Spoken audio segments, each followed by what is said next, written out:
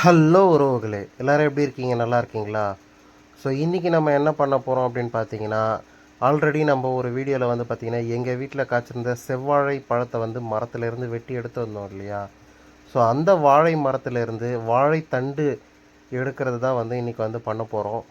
So எப்போவுமே வந்து பார்த்திங்கன்னா, உடலுக்கு வந்து வாழைத்தண்டு வந்து பார்த்திங்கன்னா ரொம்பவும் நல்லது.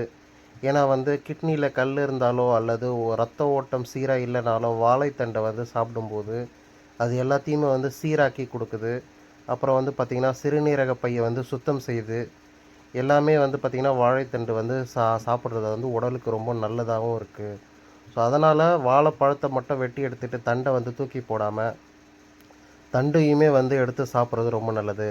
அதுலேயுமே வந்து பார்த்திங்கன்னா, வாழை மரத்தில் வந்து அடித்தண்டு வந்து ரொம்ப வந்து சுவையாகவும், ரொம்ப சத்து வாய்ந்ததாகவும் இருக்கும். அதனால் நம்ம வந்து என்ன பண்ணிக்கலாம்னா, வாழை மரத்தோட அடித்தண்டை வந்து வெட்டி தனியாக எடுத்துடலாம். ஸோ அதுக்கு வந்து வாழைத்தண்டை வந்து துண்டு துண்டாக மரத்தை வந்து வெட்டி எடுத்துக்கிட்டு, அந்த மேலே இருக்கக்கூடிய பட்டைகளை வந்து கொஞ்சம் கொஞ்சமாக பிரித்து உரித்து எடுக்கணும். தண்டு வந்து பார்த்திங்கன்னா நடுப்புற இருக்கிறதுனால மேலே இருக்கக்கூடிய பட்டைகள்லாம் ஒன்று ஒன்றா உரித்தா தான் வந்து நம்ம வந்து தண்டை வந்து பார்க்க முடியும்.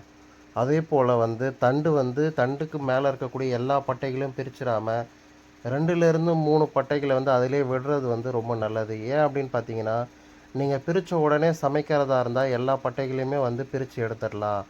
ஆனால் நீங்கள் சமைக்கிறதுக்கு 1 நாளோ இல்லை 2 நாளோ ஆகும் அப்படின்ற பட்சத்தில் மேலே வந்து பார்த்தீங்கன்னா கொஞ்சம் பட்டைகளை வந்து விட்டுறது ரொம்ப நல்லது. இதை பார்த்தாலே தெரியும், நான் வந்து ஒரு 3 பட்டைகளை வந்து விட்டுட்டேன். இது வந்து அடித்தண்டு. ஸோ நீங்கள் வாழைத்தண்டு சாப்பிட்ருக்கீங்களா அப்படின்றத கமெண்ட் செக்ஷனில் சொல்லுங்கள் நண்பர்களே.